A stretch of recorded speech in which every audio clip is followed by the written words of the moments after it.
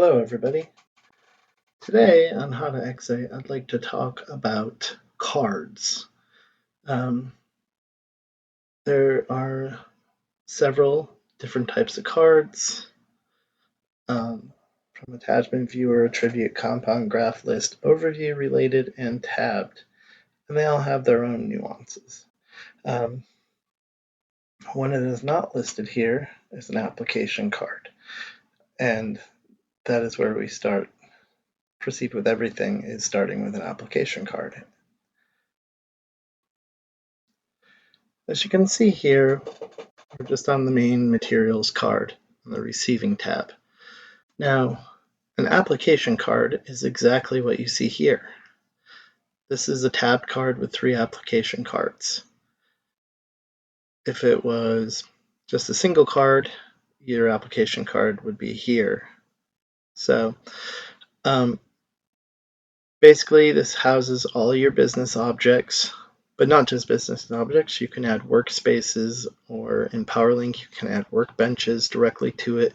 You can add program calls, and various amounts of other things. So this is your main application card, your jumping off point.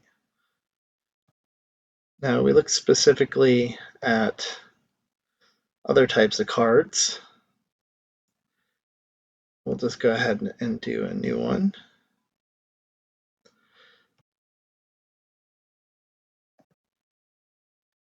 So let's talk about attribute cards. So the first thing to know about attribute cards, now I'm not going to go into the details of how to, we're more just going to talk about what's involved in an attribute card. This here is an attribute. It's literally a listing of attributes. Of all the different mixes of stuff, it's various attributes that are listed. Now,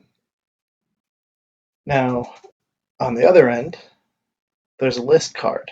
And list cards are basically what you see here when you open a business object. It is literally a view, subset, and sort query that has been done on the business object.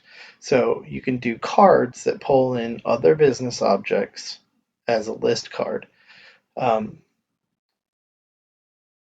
see if I can find you an example of that.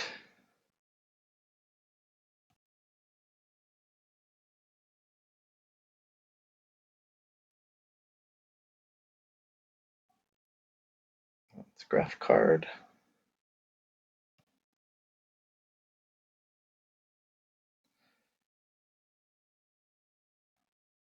So here would be a list card. It doesn't have anything. I didn't pick a good item, I guess. So basically this would list based on your view across with a subset of the item and the warehouse, and would give you the details in a list view like you open the business object. And from a list card, you can perform all the functions that you would in a normal business object, including you can set the query here for what you're seeing in the list window. So anywhere you see the grid, it allows you to turn on filter row, reset the order of the attributes in the view to what their standard is, what it's made default is on the view itself. Let you change your views, your subsets, and your sorts. You hit continue and it applies it. So then we also have compound cards. Now this is 2 list cards put together to be a compound card. So you have 1 card here, 1 card here. And as you notice, I have all my toolbar options that I have in those business objects, as well as being able to change the queries within inside of the list cards, and also using my filter rows if I wanted to search specifically inside of there.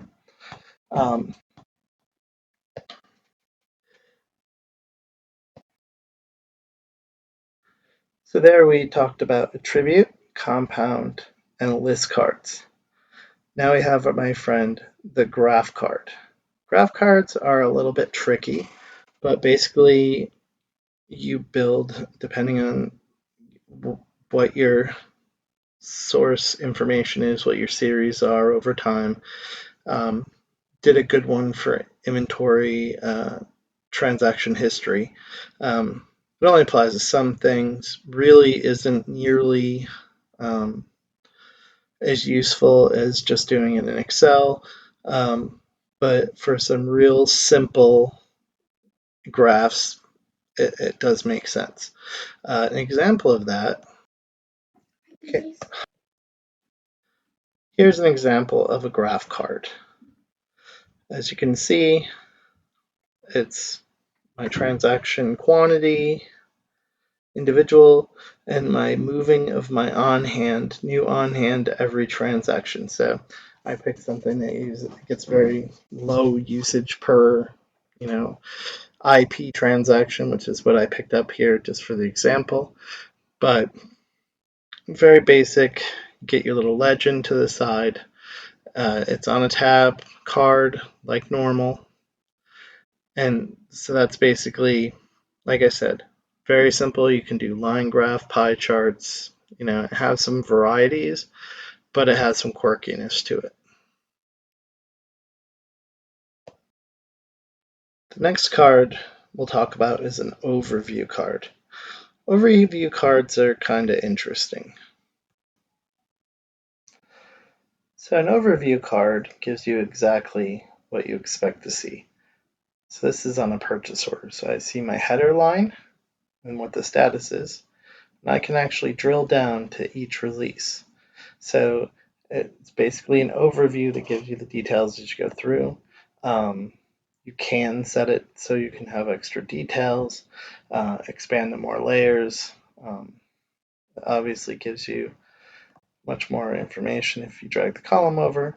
And again, so basically this is an overview card. So if you had a customer order, it would break down from customer order to multiple lines as you send them through.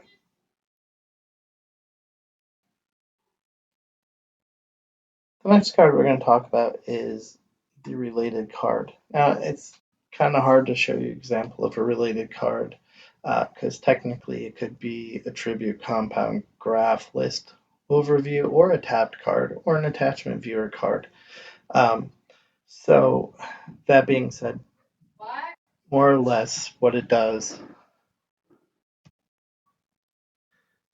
So the related card, basically, you create a card, you pick from one of the related business objects, and you look at a list of their cards that are on that business object, and that's what you pull into your related card. And then you can pull it into a card file within your business object that you want to be able to see it in. Tab cards are a little more fun. Tab cards, as I was saying on this application card, are literally tabs. And it's kind of, tab card is similar to a card file, which is what these are here. They're all within the default card file. And it allows you to put multiple cards together in a grouping. And you can do 2, 3, 4, 5 tabs, whatever you want. It pretty much is flexible. And that, I see if I have an example of an attachment viewer. Here is an example of an attachment viewer card. So you see I have it added as a tab. I have a drop down where I can switch which attachment, if there's multiple attachments that I want to view. And basically it does exactly that. You can put it in a compound card along with a couple other cards, and it just have it in the corner or whatnot. But it literally just displays an attachment that you have added in. Now, that being said, it is only available in Netlink Release 10. It does not work in PowerLink or in Netlink Release 9.2. So this is a quick stroll just through talking about cards.